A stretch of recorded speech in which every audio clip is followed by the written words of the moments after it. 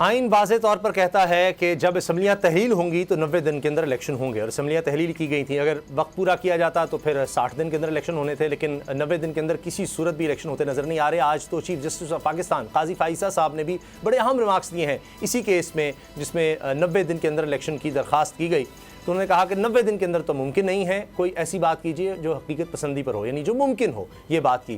تو اب نذیر لغاری صاحب، یہ بات تو سب کو سمجھ آ رہی ہے، یہ حقیقت پسندی آپ بھی کہہ رہے تھے کہ آئین کی پامالی میں سب نے اپنا کردار ادا کیا، جتنی بھی جماعتیں تھیں سب کو نظر آ رہا تھا کہ جب وہ ایک دفعہ حلقہ بندیاں یا نئی مردم شماری کا کہہ دیں گے اور پھر جان بوجھ کر اسمبلی تحلیل کرنے کا صرف 2 دن پہلے، کوئی خاص وجہ بھی نہیں تھی، تو وہ خود جان بوجھ کر وقت دے رہے تھے کہ 60 نہیں 90 دن اس سے بھی آگے۔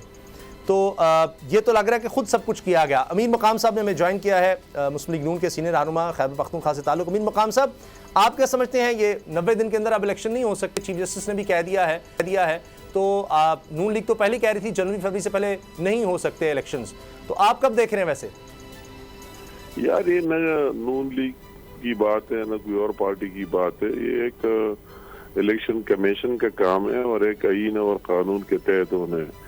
یہ اسی کیبنٹ کا میں بھی حصہ تھا اور میرے دوسرے ساتھی جو ابھی اعتراض کرے وہ بھی حصہ تھا۔ جو سینسز ہوئے جو اس کے لیے آئینی اور قانونی تقاضا ہے کہ ڈی لمیٹیشن ہونا ہے، اور جب سینسز کمپلیٹ ہوئے اور اس پر اربوں روپے خرچ ہو گئے تو نئے سینسز کے مطابق انتخابات کرانے ہیں۔ یہ آئینی اور ایک قانونی بات ہے۔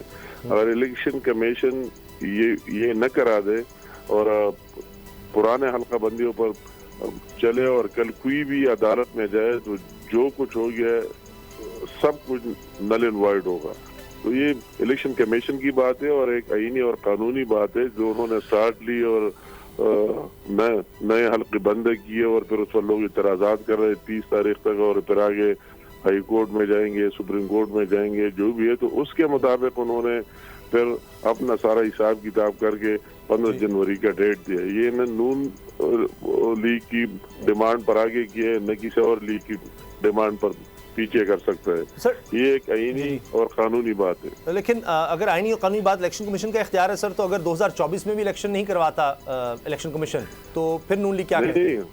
نہیں 2 سال کی بات نہیں ہے، الیکشن کروانا ہے۔ اس ملک کا الیکشن کے بغیر کوئی حال ہی نہیں ہے۔ مگر یہ بات جو ہے کہ 90 دن میں اسمبلی ڈیزالو ہونے کے بعد 90 دن میں کس طرح نہیں ہوئی، تو یہ اسی وجہ سے نہیں ہوئی کہ نئے سینسز ہوئی ہے اور نئی ڈی لمیٹیشن ہوئی ہے اور سب کچھ ہوئی ہے۔ وہی الیکشن کمیشن نے حساب کتاب کر کے ڈیٹ وائز سب کو پبلش کیا کہ ہم اس تاریخ تک کر سکتے ہیں، 15 جنوری تک کر سکتے ہیں۔ یہ بات نہیں کہ اس کی مرضی ہے کہ 2 سال میں کرائے، 3 سال میں اکتوبر بھی کہہ چکا تھا نا سر، وہ الیکشن کمیشن کا کیا کہیں، وہ تو اکتوبر میں ہی پہلے تاریخ دے چکا تھا۔ وہ تو کہتا تھا ہمیں رقم مل جائے تو ہم الیکشن کروا دیتے ہیں۔ جب سینسز کمپلیٹ ہوئی، اس کا ریزلٹ سامنے آ گیا، تو پھر الیکشن کمیشن باؤنڈ ہو گیا کہ سینسز کے سب کچھ کمپلیٹ ہو گئے اور آ گئے، نئی مردم شماری ہوئی پورے ملک میں، اربوں روپے اس پر خرچ ہوئے۔ تو جب نئی مردم شماری کمپلیٹ ہوئی تو پھر کس طرح ہوئی پچھلے والے پر چل سکتے ہیں؟ یہ تو آپ ان سے پوچھ سکتے ہیں۔ یہ ہمارا کوئی نہیں ہے ڈیمانڈ کہ آگے کرے پیچھے کرے، ہم کہتے ہیں کہ جلد ہونا چاہیے۔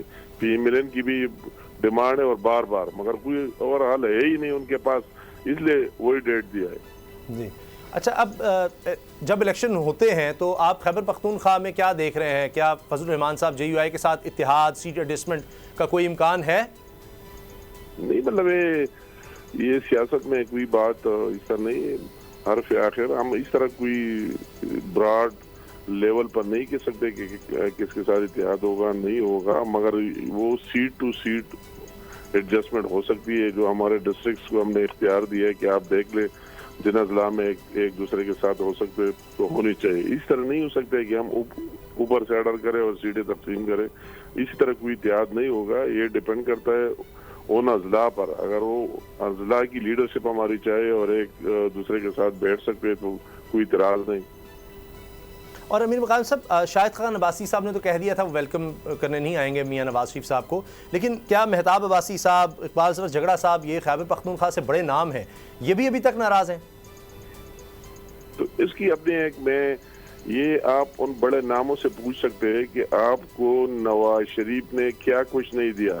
ان بڑے ناموں سے پوچھے کہ نواز شریف صاحب کو جب بھی اقتدار ملا تو ان بڑے بڑے ناموں کو کیا نہیں ملا، وہ ان سے عہدے نہیں ملے جو اس کے اختیار میں تھے، اور ان سے پھر آگے یہی بھی پوچھے کہ آپ نے نواز شریف کو کیا دیا اور پی ملن کو کیا دیا، آپ کی کیا، جب آپ خاص کر میرے صوبے کی بات کرتے ہیں تو آپ ان سے پوچھے کہ جب نواز شریف صاحب مشکل میں پڑ گیا تو آپ بتائیں کہ اس میں آپ نے کتنے جلسے کیے، کتنے جلوس کیے، کتنے لوگوں کو موبلائز کیا، آپ نے کیا کیا کیا، آپ نے کیا سب یہ سوالات ان سے کرے کہ جب نواز شریف کو کچھ ملا تو آپ کو تو دے دیا، آخری حد تک دے دیا ہر ایک بندے کو، اور جب نواز شریف پر مشکل کے بعد آپ نے ان کو کیا دیا، یہ سوال آپ ان سے کریں۔